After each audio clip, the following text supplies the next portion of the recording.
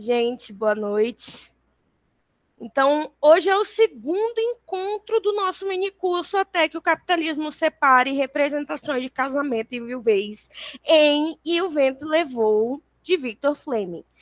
Eu acredito que essa é a parte mais gostosa do trabalho, porque é a parte mesmo em que vocês vão ver como é que eu desenvolvi as análises, como é que eu desenvolvi a pesquisa a partir da metodologia e principalmente apresentar para vocês a semiótica, né? Não são o termo semiótica e semiose é comum, de certa forma, quando a gente fala de intersemiótica, então é algo comum, mas não são todas as pessoas que conhecem a teoria semiótica, no que ela se baseia. A gente sabe que os signos existem, significação, símbolo é um aspecto recorrente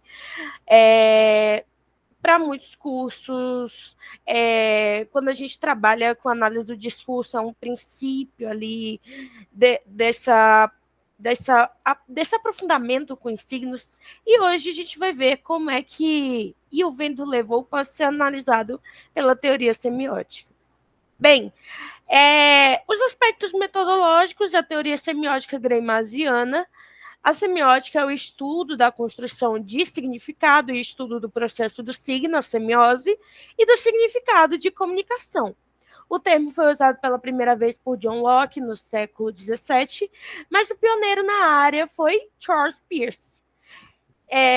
A semiótica, de acordo com Barros, e nós vamos utilizar o texto da Barros como principal livro metodológico, a semiótica tem por objeto o texto, ou melhor, procura descrever e explicar o que o texto diz e como ele faz para dizer o que diz. E nós vamos trabalhar com esse conceito do Fiorin de signo, que para ele é uma forma de compreender a realidade, pois é a partir dele que podemos entender o mundo que compomos, e símbolo, que é o concreto que representa o abstrato. Então, nós vamos trabalhar com esses dois conceitos, principalmente nessa análise agora. Apresentando brevemente para vocês o Algirdan Júlio Greiman. Ele foi um linguista de origem lituana que contribuiu para a teoria da semiótica e da narratologia. Nós vamos utilizar o texto de Barros, né, da Diana Barros, que ela pegou o texto do Greiman e trouxe para a realidade brasileira.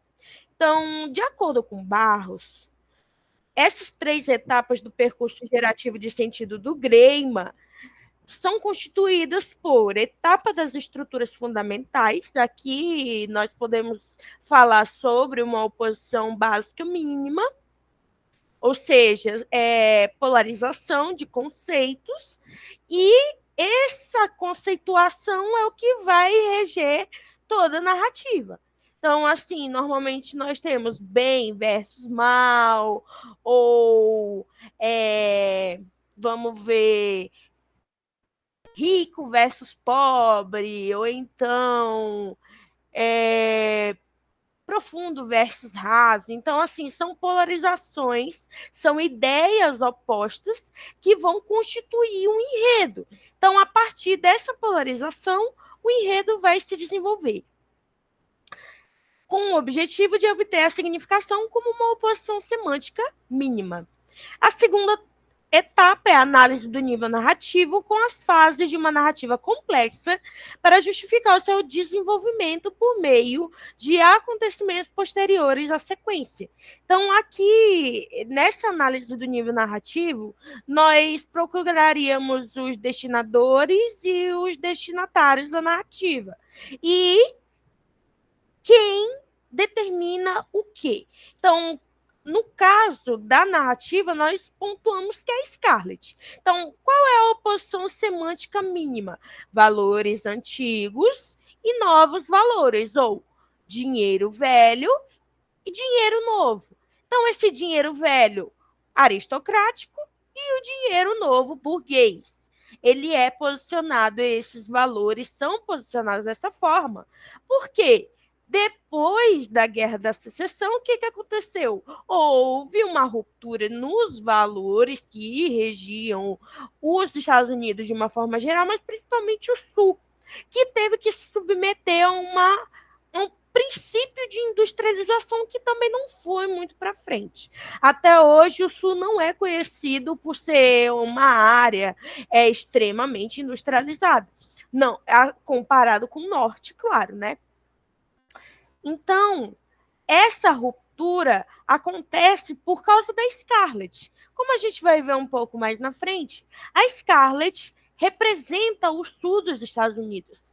A Scarlett é o sul dos Estados Unidos. Então, os acontecimentos que movimentam a vida da Scarlett são determinados principalmente por esse posicionamento narrativo.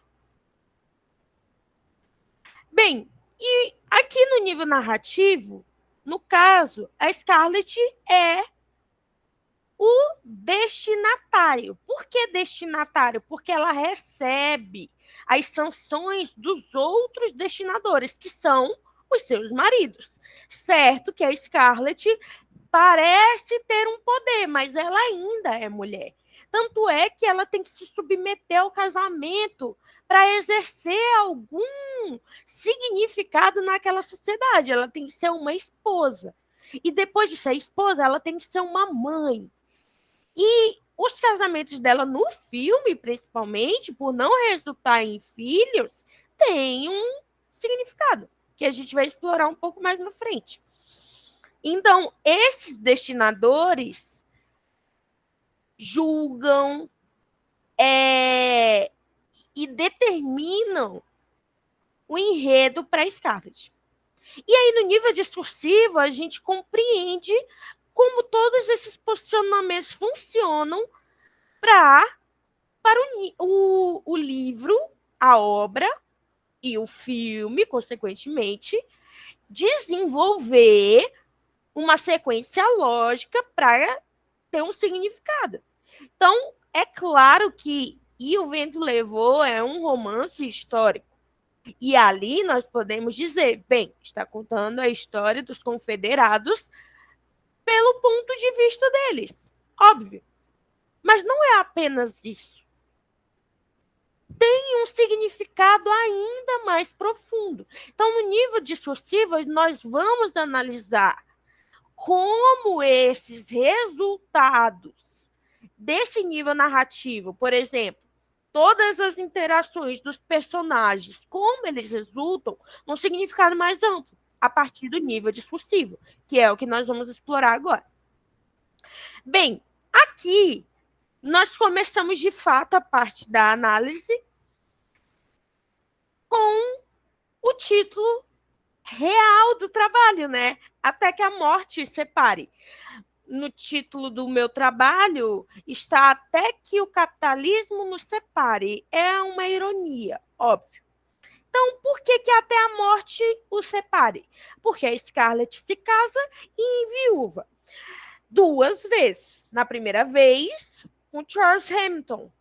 Como vocês vão lembrar, um pouco mais na frente, eu vou resgatar um pouco da história dele, ele morre de pneumonia e nunca lutou no exército de fato.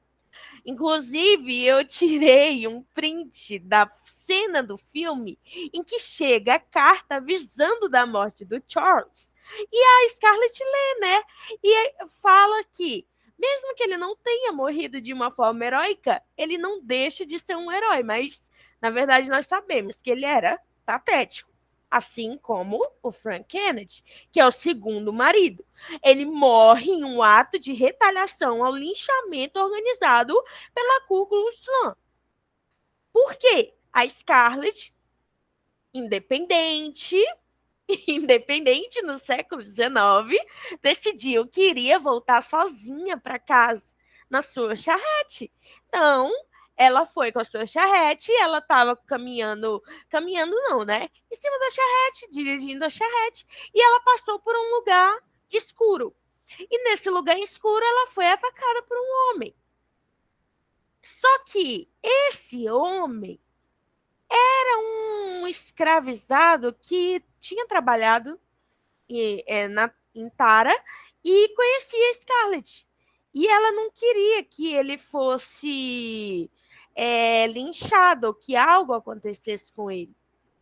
E quando ela conta isso, essa cena inclusive não tem no filme, né?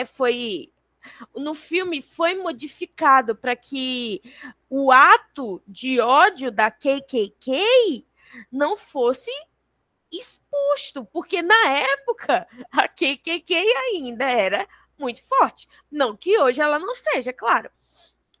Esse energúmeno chegou até aqui no Brasil, apertou mão de presidente e tudo, porque eles ainda têm uma força. Neonazis ainda existem, supremacistas brancos ainda existem, e nessa época eles tinham uma liberdade ainda maior de cercear com a liberdade do outro que eles odiavam por nenhuma razão. Então, no filme, inclusive, eu fui rever na versão da HBO, porque eu baixei uma versão em 4K para ver de forma mais confortável, podendo voltar, salvando as cenas, porque faz parte da análise, né?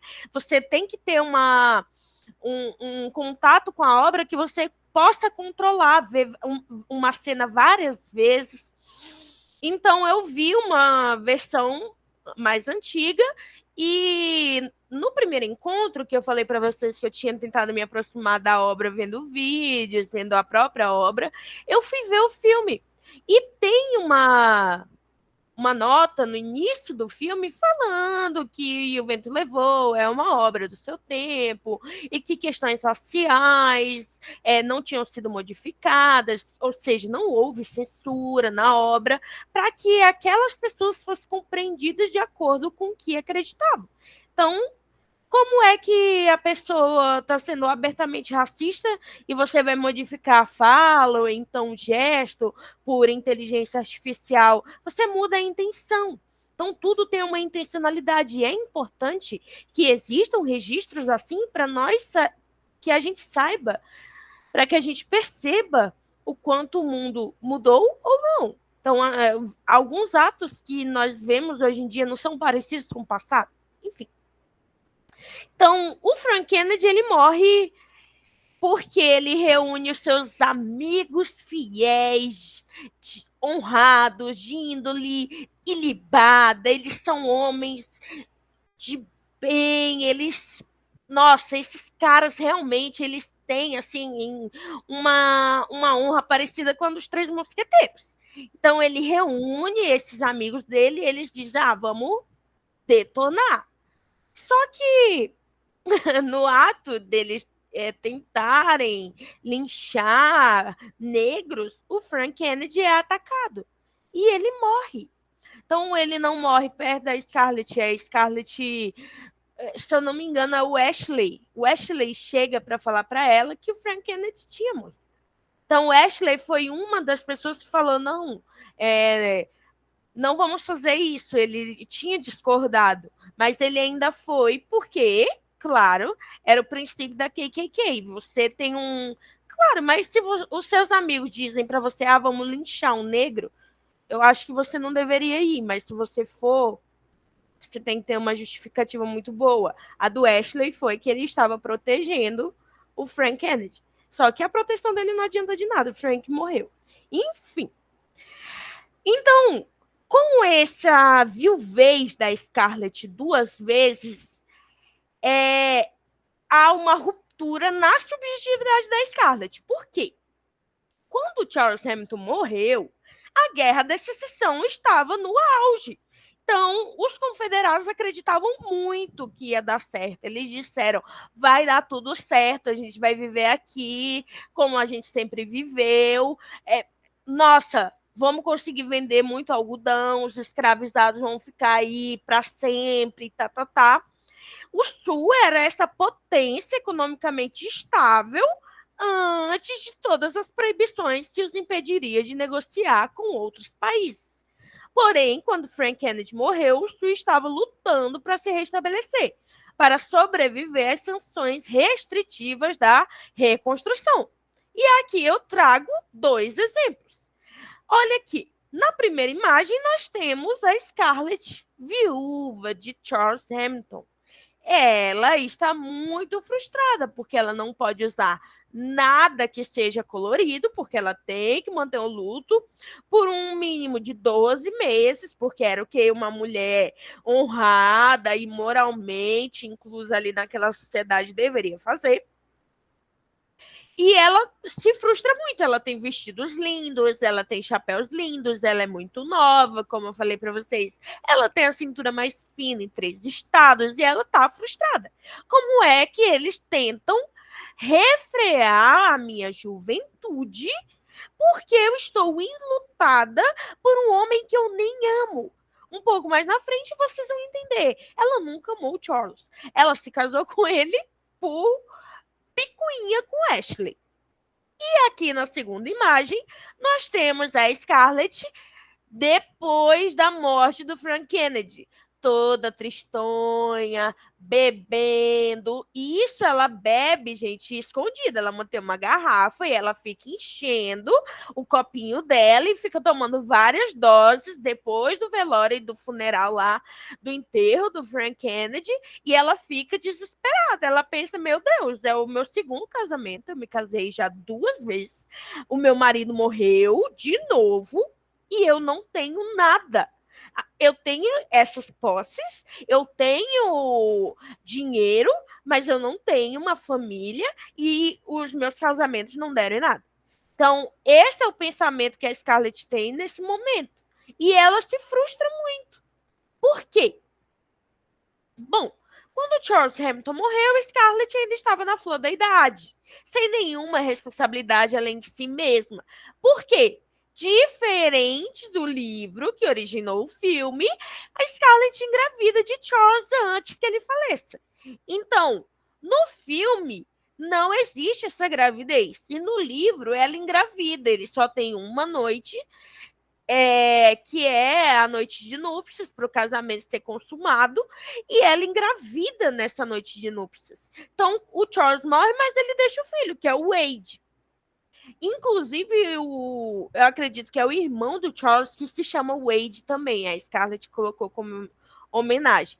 Então, quando a Scarlett fica viúva no filme, é muito frustrante para ela. Ela tá na flor da idade e ela tem que manter uma seriedade e assim, não é bem bom senso, mas é como se ela tivesse que manter uma temperança, sabe? Ela não pode ser vista em todos os tipos de situações, porque ela não vai ser responsável apenas pelo nome dela.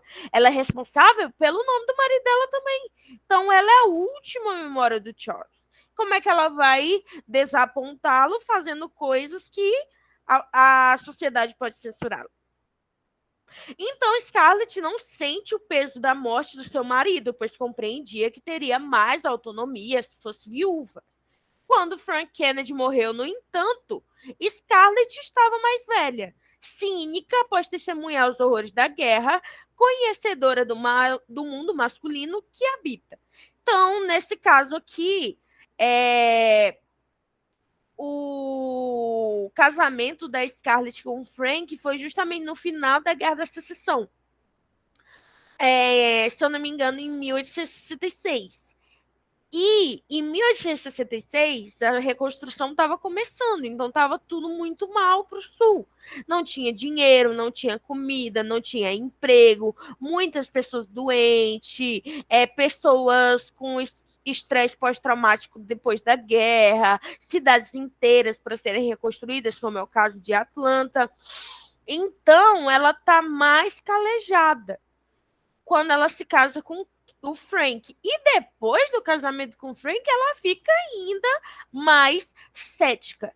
Por quê? Ele ensina um monte de coisa para ela, ela passa a administrar as propriedades da família, ele fica para escanteio, ele passa a ser uma espécie de dono de casa. Então, no livro, eles têm uma filha e o Frank cuida dessa filha em casa, enquanto a Scarlett vai trabalhar. E quando o Frank morre, no filme ela tá esgotada. Sem filhos, viúva do segundo marido, Scarlett parece amaldiçoada. A sua maior responsabilidade, que é a de trazer crianças para o mundo, não foi cumprida.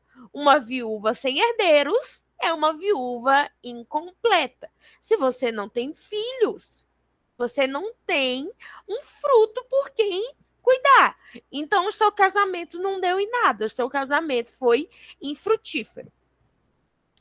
E nessa toada, nessa questão da Scarlett, nós temos uma duplicidade no comportamento dela. Porque a Scarlett O'Hara é a femme fatale do sonho americano, verde, dólar e escarlate. Essa parte nós vamos tratar de construções imagéticas entre moda e personalidade.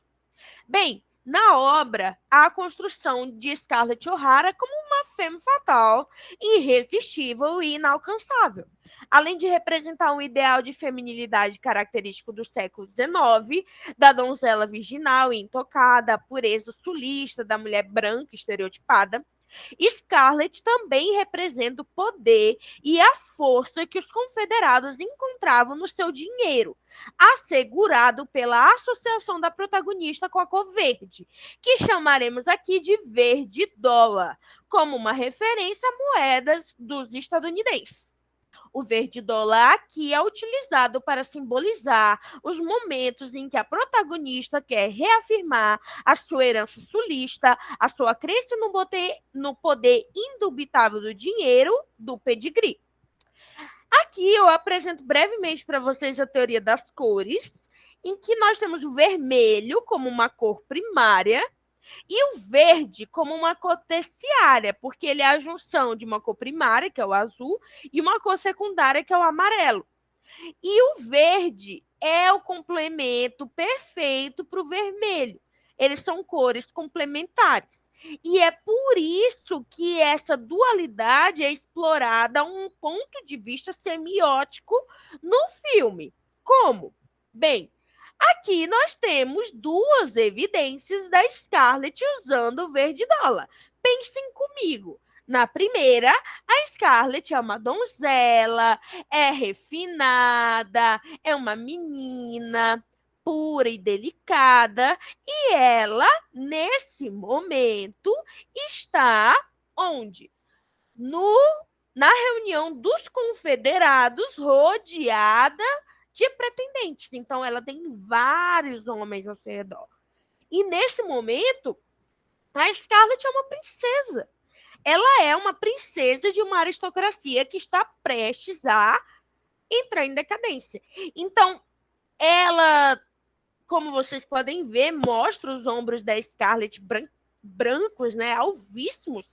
Por quê? Porque ela toma vários banhos de nata. Isso é descrito no livro várias vezes nessa fase, né, da Scarlett adolescente, que é do início do livro. Por quê? Porque ela pega muito sol. Então, quando o sol bate na pele dela, ela fica cheia de sardas. Ela usa nata para meio que neutralizar a pele dela e ela ficar sempre muito branca.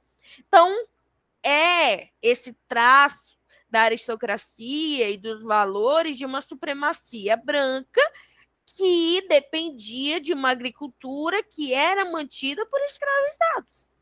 Então, a gente olha para a Scarlett aqui, rica, bonita, popular, mas porque ela simboliza o sul dos Estados Unidos. E nessa época, o sul estava galgando seu sucesso. Tudo ia bem para o sul. Eles iam bem dentro daquela modalidade econômica, que era manufatureira. Eles dependiam desses escravizados para manter a venda, principalmente do algodão, para o resto do mundo. E na segunda imagem, nós temos a Scarlett com o famoso vestido de cortina verde. E vocês podem dizer, ué, mas nessa época a Scarlett não estava nada bem. Então vamos pensar. Ela estava cultivando o algodão com as próprias mãos. Ela já tinha passado fome, ela já tinha passado dificuldade para voltar para Tara. Quando ela chegou em Tara, a família dela estava despedaçada. A irmã dela e a mãe já tinham morrido de tifo. O pai dela estava louco e depois veio a óbito. Então, a nossa querida Scarlett, ela é uma princesa de ruínas nesse momento. E aí vocês podem me dizer, então nós temos uma justificativa.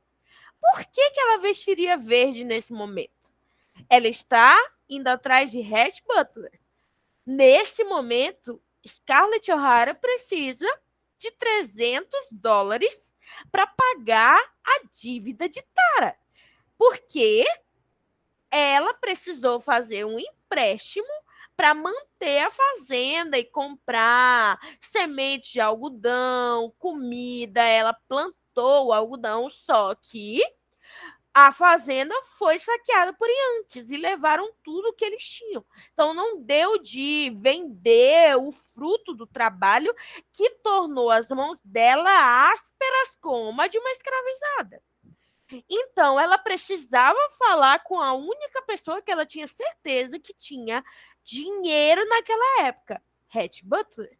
Porque o Rhett é essa pessoa que representa os grandes aproveitadores, os grandes abutres que ajudaram a depredar ainda mais o Sul. Mas só foi a partir deles que o Sul foi reconstruído, porque eles passaram a substituir a aristocracia antiga, provinciana, por uma nova aristocracia vinda do dinheiro novo burguês. Então, a Scarlett sabe que o Rhett está preso, ela vai atrás dele com seu lindo vestido de cortina, que ninguém imagina que é feito de cortina ante a qualidade, né? Exceto pelo chapéu, que ficou muito nítido que não era um chapéu, né? Por causa do babadinho. Mas ela tá vestindo verde aqui para fingir que ela ainda é a antiga Scarlett. Então, o verde dólar aqui é propício. Ela finge para o Hatch que ela ainda é aquela mulher rica, que ela ainda é uma herdeira. E quando o Hatch tira as luvas da mão dela, porque ela está vestindo luvas, está fazendo um calor de rachar, ele tira as luvas dela e ele descobre que as mãos dela estão calejadas. Então, a farsa cai por terra. E esse verde dólar aqui é a Scarlett tentando camuflar a sua inadequação com as novas questões que envolvem o Sul, os novos valores que não apenas os Estados Unidos, mas principalmente a Inglaterra, com o seu poder de colonizador, porque a Inglaterra deu origem aos Estados Unidos, eles tinham muita influência ainda nessa época. Então, a Scarlett não estava conseguindo lidar com os novos valores que eram impostos a ela. Bem, os sulistas acreditavam no poder do dinheiro, na distinção social entre o orgulho conservador do Sul e o liberalismo do Norte. Quando Scarlett precisa ultrapassar o seu orgulho e se casa com Frank Kennedy, o noivo mais velho de sua irmã, a narrativa veste com a cor do seu nome, o escarlate. O escarlate emblemático é utilizado para simbolizar os laços de sangue rompidos, a superação da tradição em nome da sobrevivência a uma nova modalidade econômica, a revolução industrial imposta pela Inglaterra no sul não industrializado. Ao se vestir na cor que a denomina, Scarlett se transmuta em um símbolo dos valores em transformação do Sul devastado, da adaptação às modernidades e principalmente pela convicção de não se ter mais escrúpulos na busca pela realização das suas vontades, que ela demonstra não ter mais ao se casar com um homem que despreza, que contraria todos os seus desejos e expectativas em um homem. Esse é o Rhett Butler. Bem, aqui tem a Scarlett usando o Escarlate. Isso aqui é quando ela está casada com o Frank, é muito interessante. Quando ela se casa com o Frank, ela passa a usar Escarlate, porque ela está se adequando aos novos valores impostos por aquela sociedade. E aqui nós temos até um contraste da Nelly ao lado dela, a Nelly usando azul e a Scarlett usando vermelho, porque, como eu já falei, a Nelly representa esse sonho americano. Todas as mulheres querem ser como a Nelly. Todas as mulheres querem ser a esposa adorada e perfeita. Mas algumas de nós não são tão perfeitas assim, porque não representamos um ideal inalcançável, somos pessoas reais. E a Scarlett representa todos esses valores que a Nelly se afasta.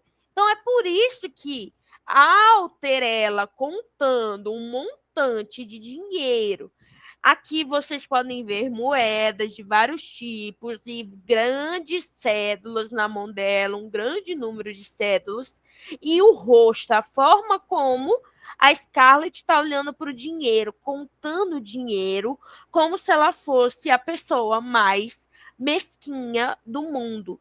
E a Nelly olhando para o dinheiro que a Scarlett detém com receio, com medo. Por quê? Porque a Nelly ainda está convicta de que existe uma oportunidade para os Estados Unidos, no caso, como a Scarlett representa o Sul, a Nelly representa esse sonho idealizado.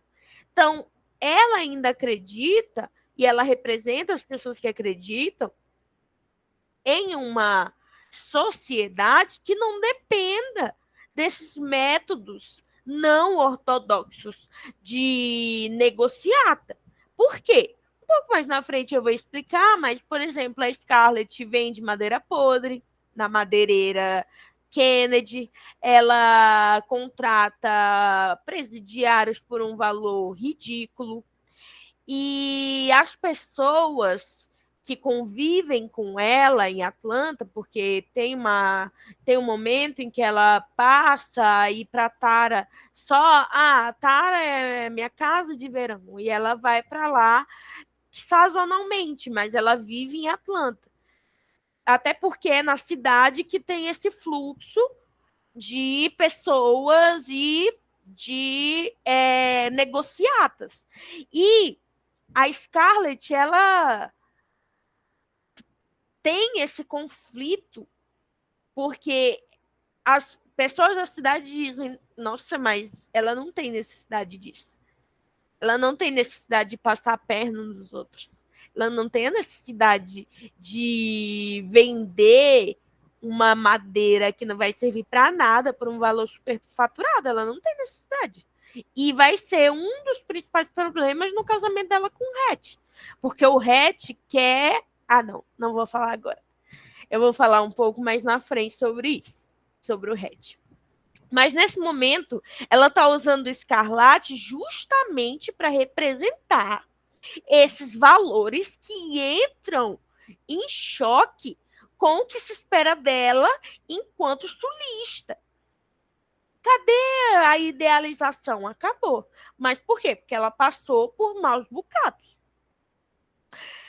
Os burgueses eram tratados como inferiores pela novidade do seu dinheiro, por terem enriquecido de uma forma indigna, por terem trabalhado para adquirir aquele valor e não o herdado. Herdar é muito mais importante do que deter qualquer quantia de dinheiro. Quando Scarlett decide romper com esse princípio reforçado pelos aristocratas sulistas, a narrativa atinge de vermelho.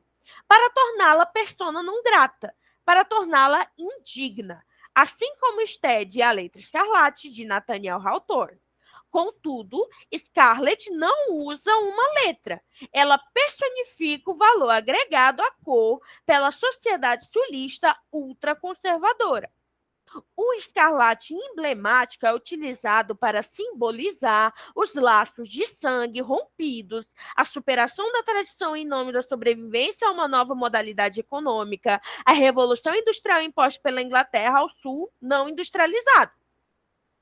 Ao se vestir na cor que a denomina, Scarlett se transmuta em um símbolo dos valores em transformação do sul devastado. Bem, a contraposição do verde dólar, a Kate Scarlett O'Hara, filha de um grande fazendeiro de algodão sulista, que mantém as tradições e responde às expectativas sociais que são dela cobradas, ao Escarlate, a Scarlett O'Hara Kennedy, proprietária de uma madeireira podre, esposa de um marido frouxo, que não teme ser considerada imoral pela sociedade, porque já assegurou seu meio de vida. Não é apenas a oposição de cores, mas há uma oposição de valores. A narrativa nos apresenta a subversão dos valores de Scarlett através das roupas que veste. Afinal, em um mundo marcado por diferenças de gênero, é por meio dos seus vestidos que Scarlett traduz a sua transformação interna. Então, chegamos aqui à parte 3 da nossa aula, Terra Devastada, representações dos ciclos econômicos a partir da Guerra da Secessão, em Gone with the Wind. Bem, nós temos contato em Gone with the Wind com as consequências da Guerra da Secessão em detrimento do sul dos Estados Unidos, como a óbvia destruição econômica e infraestrutural, principalmente em razão da abolição dos escravos, institucionalizada a partir da proclamação da emancipação assinada por Abraham Lincoln em 1863. Com a derrocada de Robert E. Lee em 1865, o exército confederado viu-se rendido e as terras sulistas tornaram-se vulneráveis aos ataques dos Yankees. Como já pontuamos anteriormente, Scarlett O'Hara é a representação do sul dos Estados Unidos, e os seus casamentos são alegorias para as fases econômicas enfrentadas pela região, para o restabelecimento após perder a guerra. Endividados com inúmeros feridos e inválidos, além da óbvia destruição física e psicológica da sua população, os sulistas precisaram abrir mão de algumas das suas concepções a fim de que pudessem sobreviver ao caos. Então, nós temos aqui o primeiro casamento da Scarlett, Charles Hamilton. Charles Hamilton, o herói dos confederados, unidos para além da causa. Bem, vocês veem aí esse lourinho, menino pimpão. Nossa, Charles Hamilton, gente, é uma das pessoas mais patéticas de E o Vento Levou. Por quê? Nós temos dois momentos em que temos um contato mais próximo com Charles. Ele realmente, o casamento dele com a Scarlett é muito rápido, é rápido na sua duração e é rápido na sua proclamação, né? Eles se casaram bem rapidinho porque ele tinha que lutar na guerra e também ele morreu meses depois do casamento. Então, tudo foi rápido quanto ao Charles Hamilton. Então, nós temos duas partes aqui. Quando a Scarlett flerta com o Charles Hamilton, a Scarlett ela é desprezada pelo Ashley no início do filme, do livro também. Ela é obcecada pelo Ashley, mas na frente a gente vai falar um pouco sobre essa obsessão da Scarlett com o Ashley.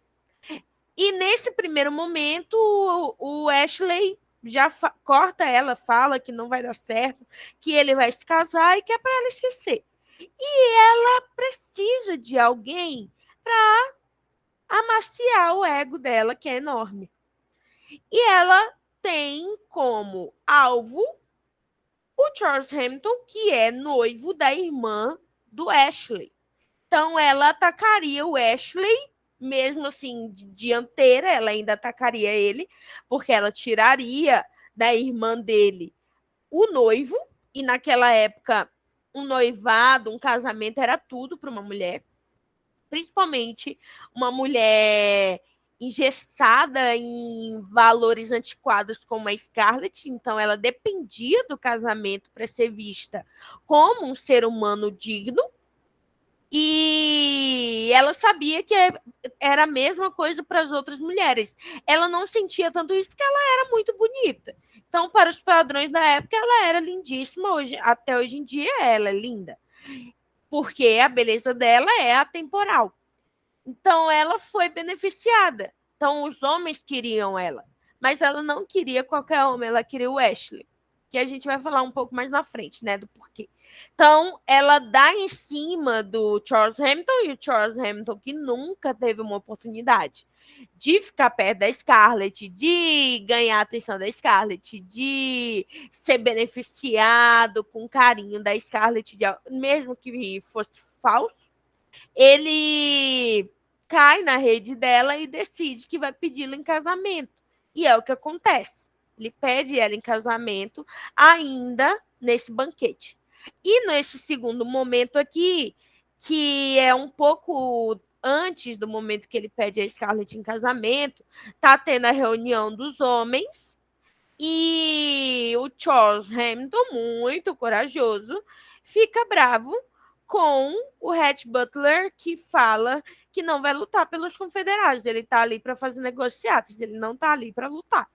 Então o Ashley intercede e fala: o Rhett realmente não é um homem digno. Não faça isso aqui, Charles. Não bata no Rhett Butler. Sendo que o Rhett Butler com certeza dominaria o Charles, né?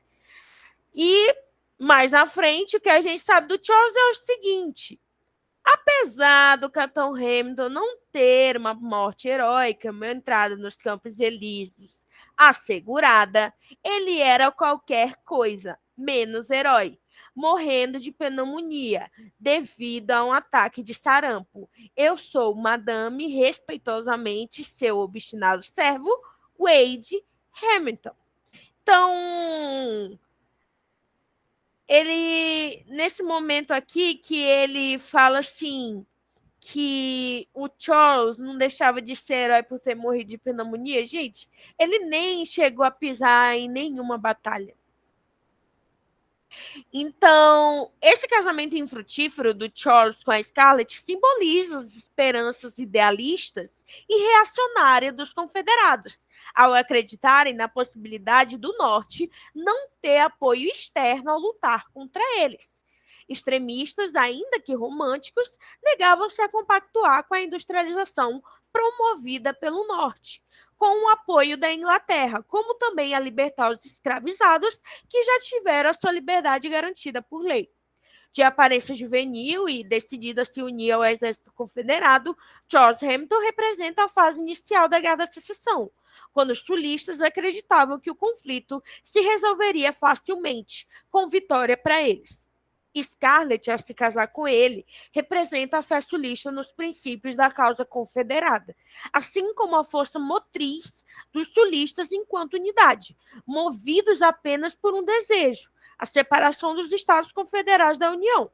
A morte de Charles, demonstrando a mediocridade do esforço sulista, se comparada à capacidade bélica do Norte, é um marco para o fim da causa confederada.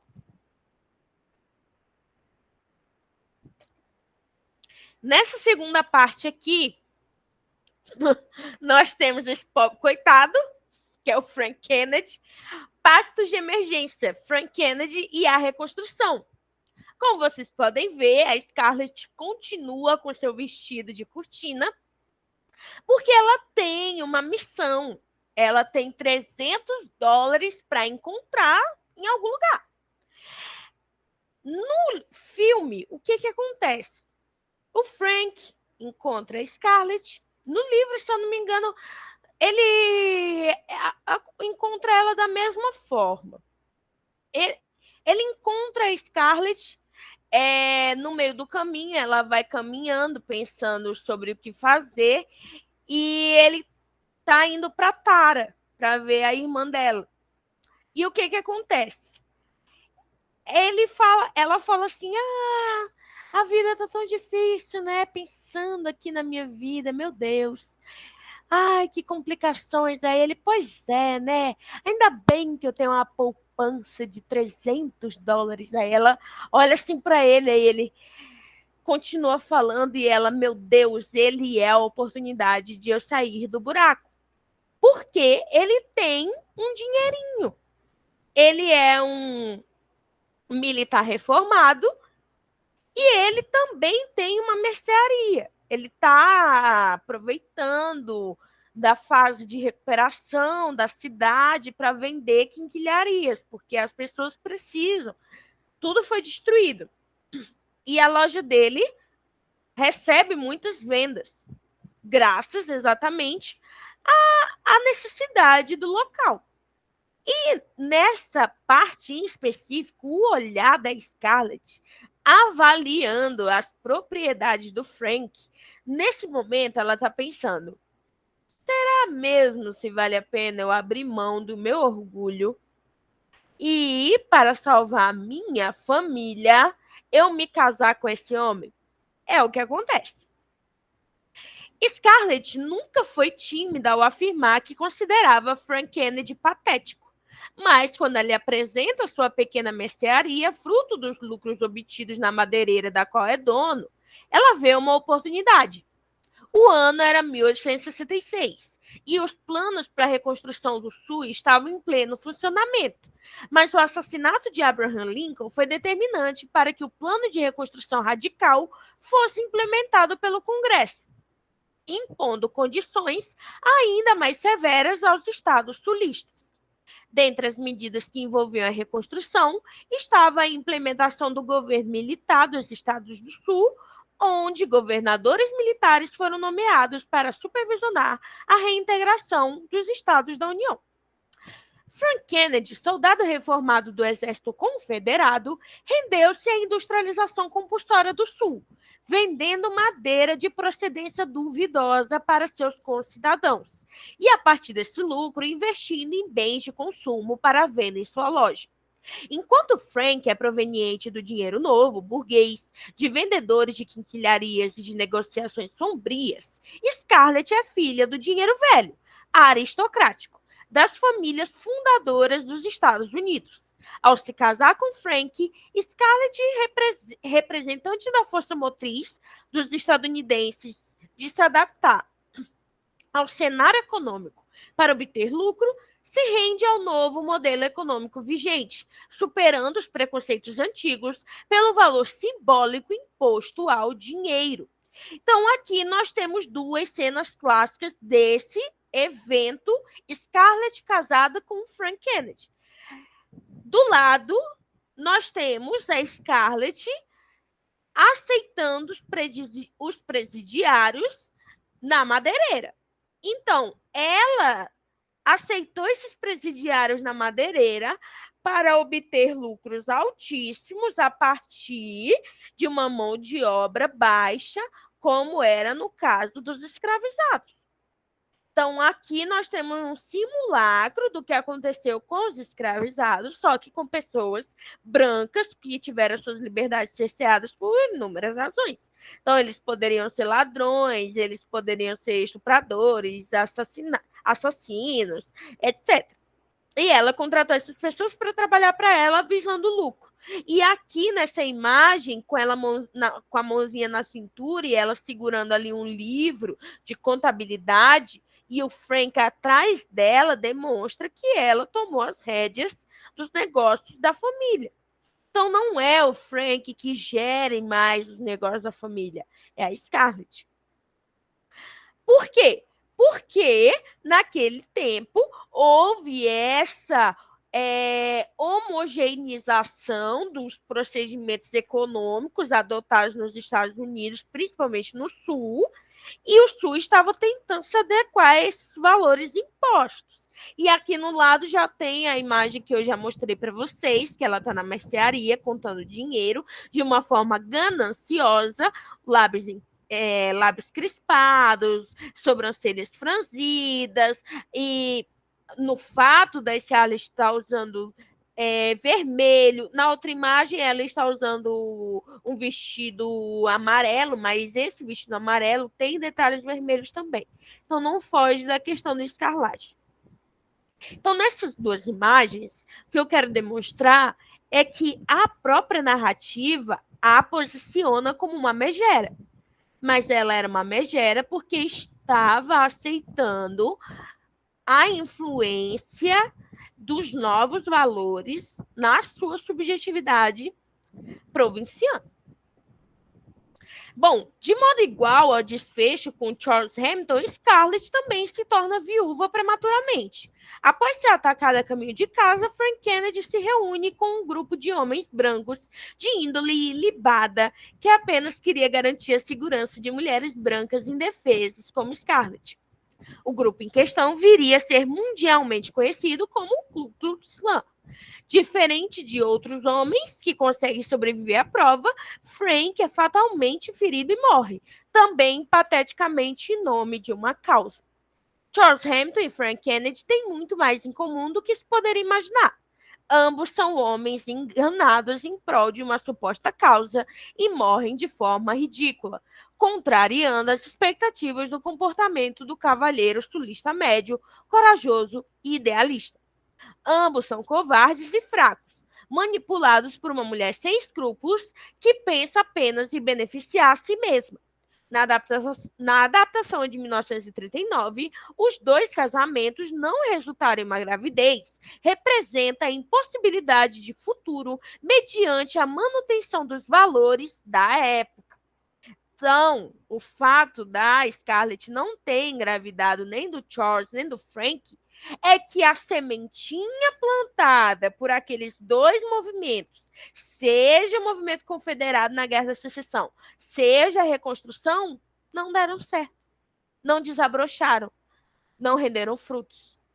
Mas isso de acordo com a adaptação. Nós estamos levando aqui em consideração a adaptação. E aqui chegamos em O Sonho Americano, Hatch Butler e as Commodities.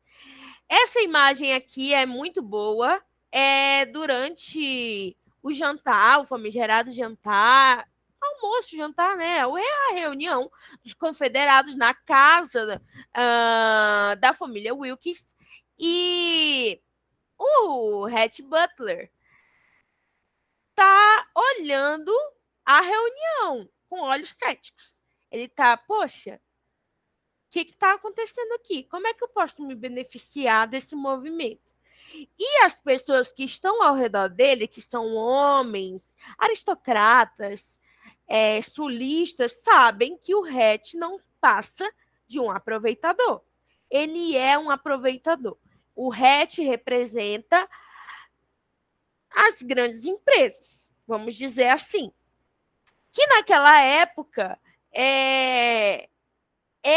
eram essas empresas que queriam industrializar os Estados Unidos. Então, o comércio das commodities nos Estados Unidos começou justamente depois da Guerra da Secessão, principalmente no Sul, porque o Sul se encheu de abutres como o Hatch. Bem, antes da gente falar do Hatch de fato, a gente vai conceituar ele como o sonho americano. Lembra que a gente falou do Ashley e da Nellie como sonho americano? Pois é, não é essa a questão do sonho americano idealizado, mas sim o sonho americano possível.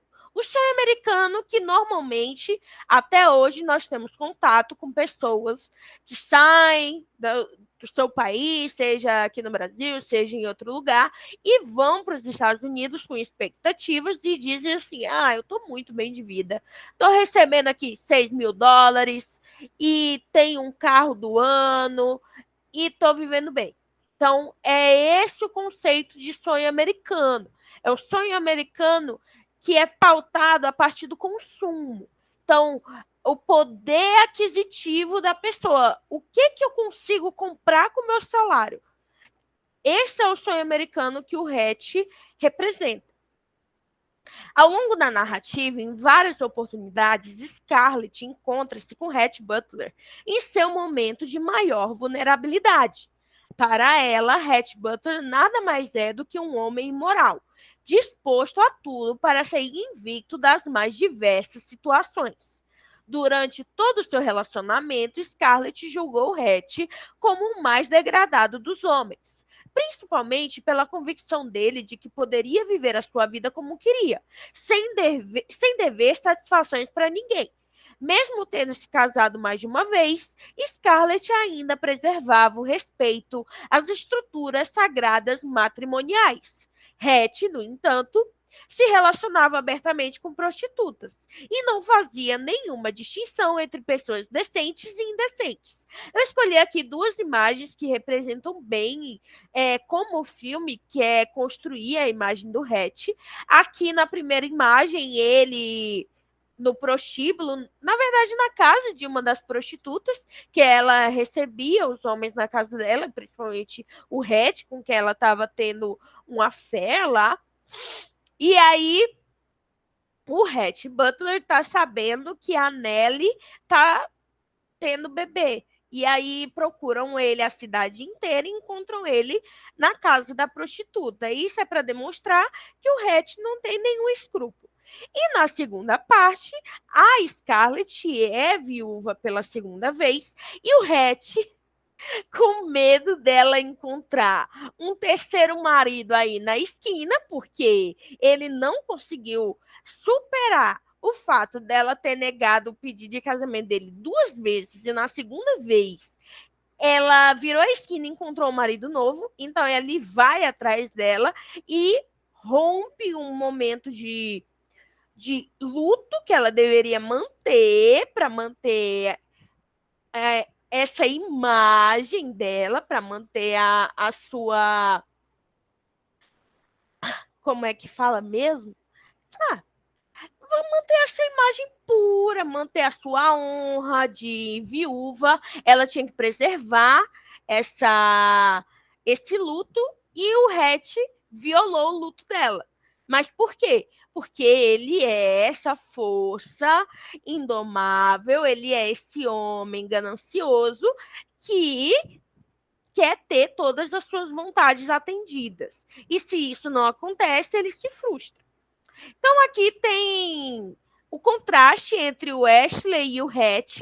Eu coloquei justamente a primeira cena que a gente pode pontuar como um contraste entre eles, que é quando a Scarlett se declara para o Ashley pela primeira vez e ele menospreza ela. E logo depois ela encontra o Hatch e ele trata ela como se ela fosse uma joia, uma princesa, mas claro, naquele estilo Enemies to Lovers, que o vento levou, ajudou a concretizar, né?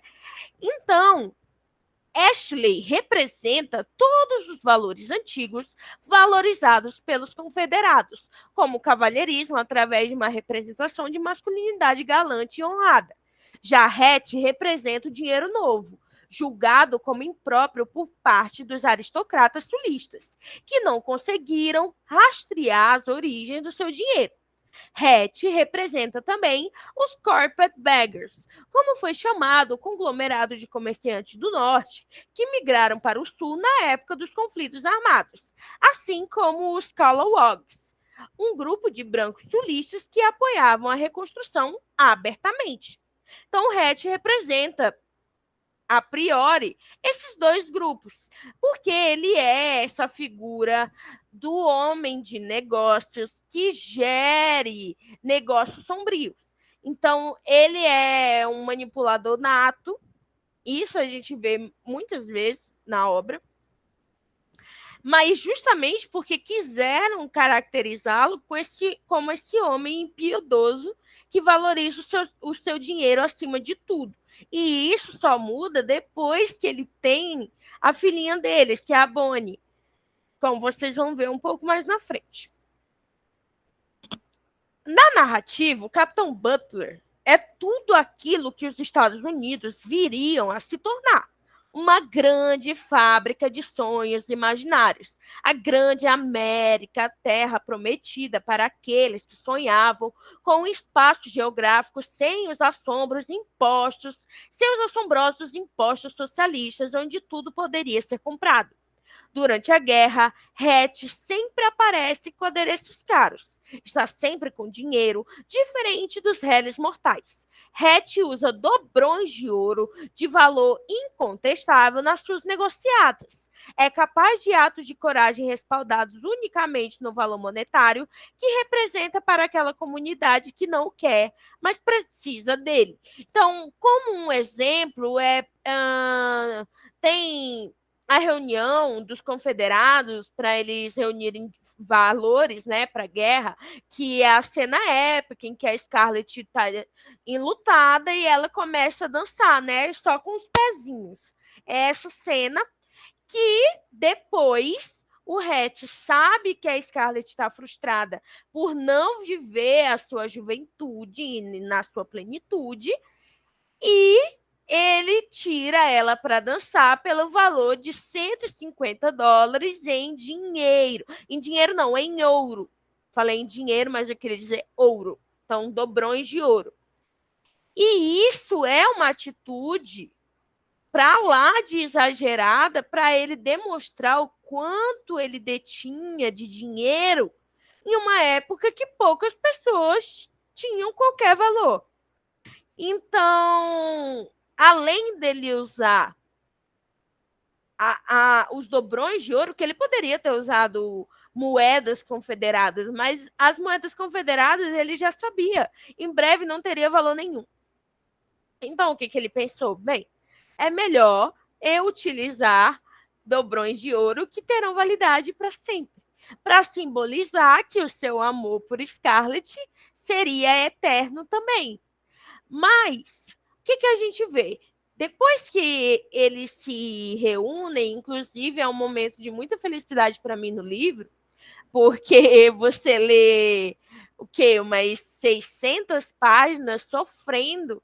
Meu Deus, eles nunca vão ficar juntos. E quando eles ficam juntos é o melhor momento, porque é muito luxo, é muita fartura, é muita opulência. Como vocês podem ver, eu separei nessas duas imagens. Eles vão num cruzeiro ao redor do mundo depois que se casam. E nesse cruzeiro a Scarlett tem acesso a todas as comidas que ela desejar, a todos os presentes que o coração dela puder querer, e ele paga tudo com muito prazer, ele não tem nenhum receio de gastar dinheiro com ela, porque ele sabe que a fonte do dinheiro dele nunca vai se esgotar. E nessa segunda parte aqui, é quando a Scarlett está tentando retornar a sua cintura mais fina em 3 estados, porque ela teve a Bonnie, só que uma coisa que temos que lembrar é que no livro ela já era a terceira gravidez dela. Na verdade, ela engravida uma quarta vez, só que ela tem uma discussão com o Hatch, eles brigando na escada. Algumas pessoas defendem que ele empurrou ela, outras pessoas dizem que ela escorregou. Mas, de fato, ela caiu, saiu rolando e perdeu o bebê. No filme, eu não me recordo se de fato ela recebe a notícia do aborto, mas eu acho que sim, e seria o segundo filho dela com o Hatch. Mas no livro já seria o quarto bebê dela. E nessa época que ela teve a Bonnie, ela já não tinha o corpo mais de uma donzela, ela já tinha o corpo de uma mulher que teve 3 filhos e ela estava tentando retornar ao seu shape, né? Só que, olha que coisa legal, ela tá vestindo verde, o mesmo verde dólar. Por quê? Porque o Hatch se casou com a Scarlett, além desse amor que ele sentia por ela, principalmente por ela ser a mais preciosa princesa da antiga aristocracia provinciana que governava aquele espaço ali do sul. Ele queria se integrar àquela sociedade, aquelas famílias, e ele, sendo um estrangeiro, lembrando, não estrangeiro por ser fora dos Estados Unidos, mas sim por não ser sulista, ele queria se integrar a essa família, ele queria que a Bonnie fizesse um casamento tradicional sulista, assim como o primeiro casamento da Scarlett com Charles. Ele queria isso para ela. Mas a Scarlett estava impedindo isso com os seus negócios obscuros, tá? Então, Hatch Butler simboliza os self-made men, os homens que se fizeram sozinhos, surgidos do nada, mas que utilizavam-se de negociatas obscuras para obter o dinheiro com que adquiriria influência e, consequentemente, poder. Antes da guerra eclodir, todos os sulistas, cheios de valores morais antiquados, tratavam Hatch praticamente como indigente por não saberem a origem do seu dinheiro, muito mais do que uma interpretação mais rasa de que não aceitavam pelo seu dinheiro ser novo. Então, aqui temos uma parte da narrativa, quando a Scarlett está sentindo as contrações para ter a Bonnie, e tem esse close do quarto do casal. Vamos analisar a cena. Além da grande opulência do quadro, com uma moldura dourada, opulenta, com essas cortinas de veludo, poltronas de veludo, uma lareira, luz elétrica na casa, quando não existia isso comumente. Eu acredito que seja... Não, luz não, deve ser vela. Eu acho que eu tô doida, luz ainda não. Mas, enfim, nós temos um posicionamento de câmera que mostra que eles viviam no luxo. E ali no fundo tem um quadro enorme da Scarlett vestida de azul. O que será que é essa Scarlett vestida de azul? O que será que seria a Scarlett vestida de azul? Ali é uma Scarlett idealizada, no auge do seu poder, no auge da sua ganância e da sua prepotência, ainda nos resquícios do status que aquelas famílias sulistas mantiveram depois da guerra. Então, a guerra acabou, muitas dessas famílias foram absolutamente trucidadas e desapareceram no mapa, mas algumas delas sobreviveram, como a da Scarlett. E nesse quadro que o Hatch manda colocar no quarto deles, que é enorme, significa que a Scarlett é essa força por trás do casamento. Ela é a que detém o poder. Ela é a que detém o controle. Ela determina se eles vão ficar juntos ou não. Isso porque ainda está no início do casamento. Vamos lembrar que eles ficaram casados por um tempo relativamente considerável, porque a Bonnie cresceu e ela, quando a Bonnie faleceu, ela já tinha mais de 6 anos. Então, eles ficam juntos por um tempo, não muito tempo, né? Mas comparado à vida da Scarlett e a duração dos outros casamentos, o casamento deles foi relativamente longo. E se a gente levar em consideração as fanfics criadas depois, né, as continuações fan-made, então o casamento deles durou para sempre, né? Porque eles são o endgame. Mas nesse momento quer demonstrar que o Hatch é o homem que detém o poder, mas a Scarlett detém esse poder moral, essa influência, em razão da sua árvore genealógica. E quando ela decide se casar com o Hatch, quando ela abre mão das últimas das modéstias que ela...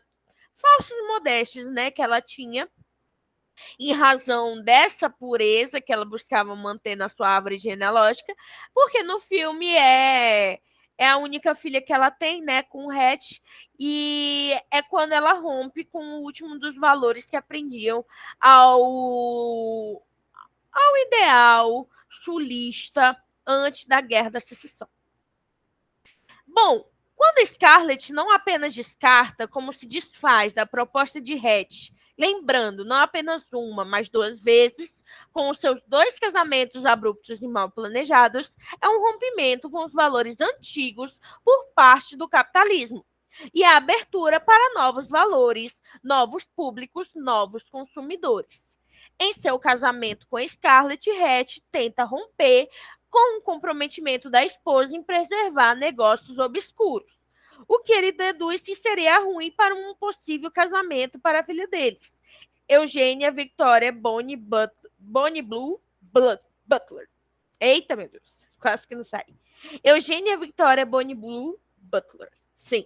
Olha aqui as imagens que eu separei para nós levarmos em consideração nesse trecho. Na primeira imagem, quem é? É a Scarlett com o Hatch, eles estão passeando com a bebê Bonnie, e a Scarlett está usando um vestido listrado. A Scarlett está na transição para o ideário do sonho americano que o Hatch representa. Como ela ainda não transicionou completamente, como ela não concorda com o modo como ele quer viver, com os acordos que ele quer tratar, a narrativa a veste com listras, para pontuar que ela não está pronta ainda para compactuar do que ele deseja para o futuro deles. Como ela representa o Sul, o futuro do Sul é a Bonnie. E vocês sabem bem o que acontece com a Bonnie sobre esse aspecto. Bem, aqui mais uma vez a Scarlett com as listras, aqui do lado é logo que a Scarlett noiva com o Hatch, ele já, eu acho que eles já são casados aqui, e o Hatch enche a Scarlett de presentes, como eu falei, numa época de miséria, sofrimento e fome. O Hatch está envolvido com dinheiro.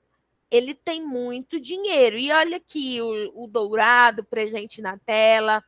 Tem vários traços dourados, traços em veludo, caixas de presente, a própria roupa da Scarlett, mas nós temos a presença também das listras.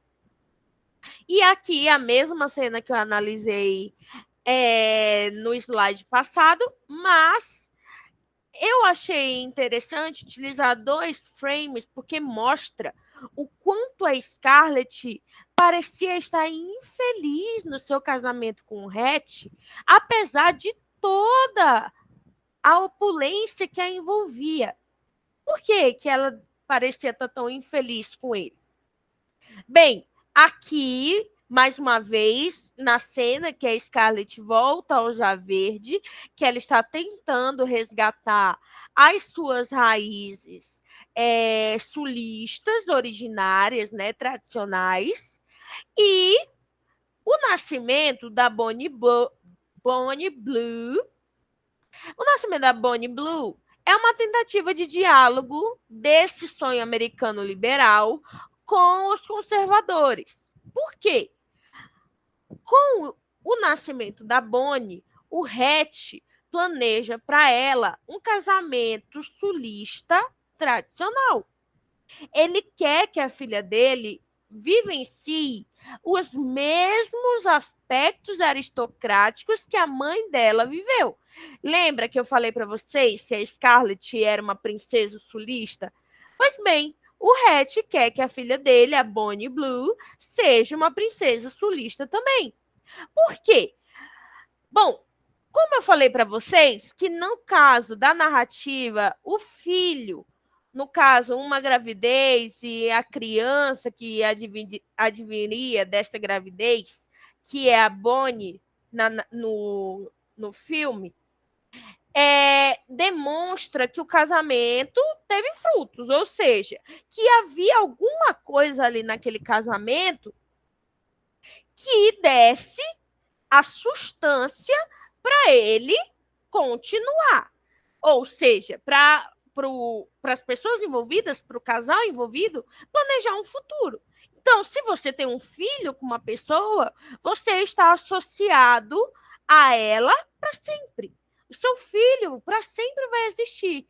Mesmo se ele vir a falecer, mesmo se vocês se separarem, o filho vai existir. Então, é como um pacto. O nascimento da Bonnie Blue é como um pacto entre o sul tradicional e os conservadores, o sul tradicional conservador e os liberais que vinham do norte, representado pelo Red Butler. Só que vocês já sabem o que acontece com a Bonnie. A nossa querida Bonnie é criada como uma princesa, ela nunca foi negado nada para ela, todo mundo a ama, e o pai dela ensina a pular com o cavalo. O avô dela era um grande saltador, o pai da Scarlett, ele morreu saltando no cavalo. E o Hatch decide ensinar para ela como saltar no cavalo também, que ocasiona o falecimento da Bonnie, porque ela cai e quebra o pescoço, como vocês já sabem. Se alguém não sabia, bem, é isso. A Bonnie quebra o pescoço e morre. E é o falecimento da Bonnie que causa o rompimento definitivo entre o Hatch e a Scarlett. Porque mesmo depois do aborto que ela sofre em razão da queda dela da escada e etc., eles ainda tentam ter um casamento o mais normal possível por causa da Bonnie. Eles têm uma filha, eles a amam, eles querem o melhor para ela e o melhor para ela é ter os dois pais juntos, certo? E um determinado dia, a Bonnie vai soltar no cavalo, cai e morre. O falecimento da Bonnie é esse rompimento do diálogo entre conservadores e liberais. Porque os liberais vieram com novas expectativas que os conservadores não queriam lidar. Uma delas, por exemplo, é a própria abolição da escravatura. É um dos pilares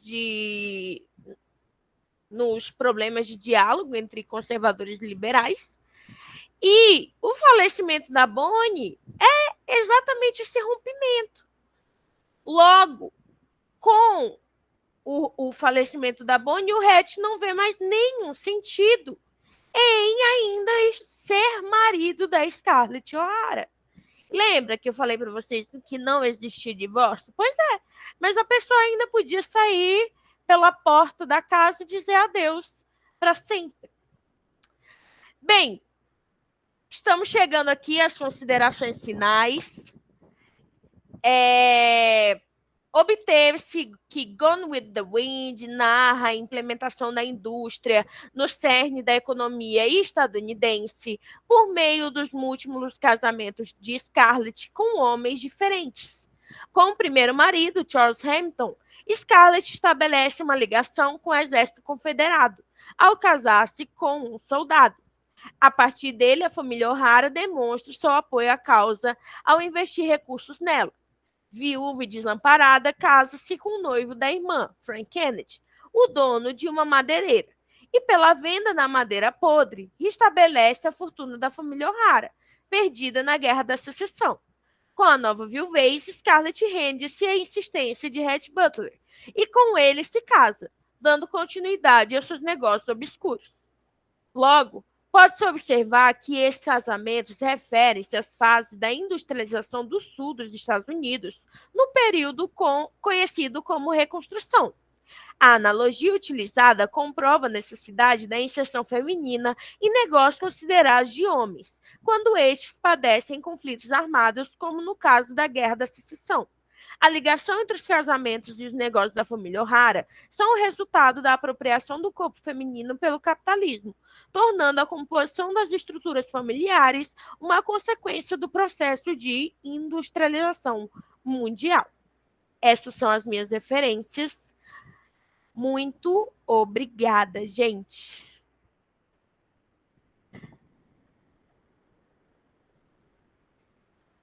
Se alguém tiver alguma pergunta.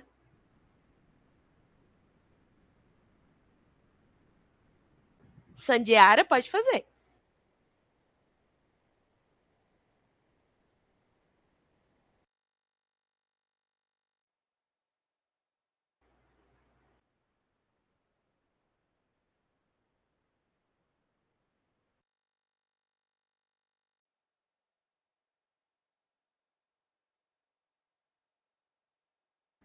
Bem, se ninguém tiver nenhuma pergunta, a gente pode encerrar por hoje, tá bom?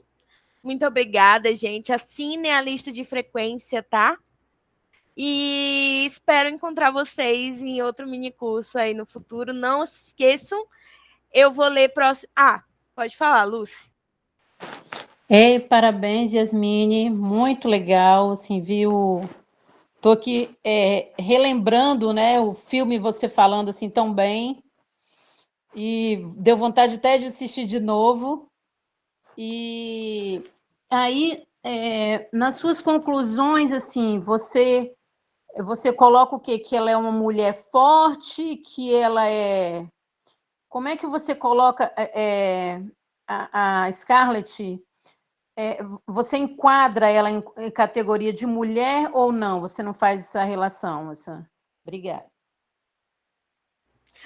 Então, a minha pontuação nas considerações finais é justamente daquela etapa que o Frank Kennedy assume os trabalhos domésticos em casa, ele se torna um dono de casa, e a Scarlett assume os negócios da família. Obviamente, no artigo eu faço uma pontuação de que a Scarlett é um protótipo do que a gente conheceria hoje como businesswoman, é uma businesswoman, um protótipo, mas eu não faço juízo de valor sobre o que ela faz ou deixa de fazer. Eu só pontuo que é uma prática do capitalismo, ela se adequa à linguagem do capitalismo, que é aproveitamento, que é uma pessoa querendo. Ah, vai estar disponível no YouTube. Enfim, que é uma pessoa querendo se aproveitar da outra. Então, isso é a aura do capitalismo, e principalmente nesse capitalismo emergente ali nos Estados Unidos, e a Scarlett se adequa a essa linguagem.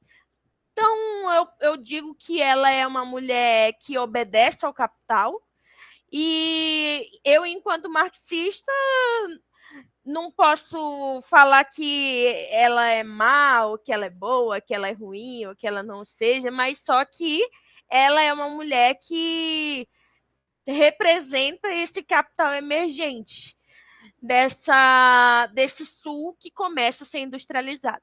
Ah, o artigo sai ainda esse ano, tá, gente? Em novembro. Vocês me mandam mensagem aí no. Pode ser no Insta, Yasmine Louro, o meu Insta. E vocês podem me mandar também e-mail, tá bom? Eu disponibilizo o artigo para vocês lerem tudo, tá?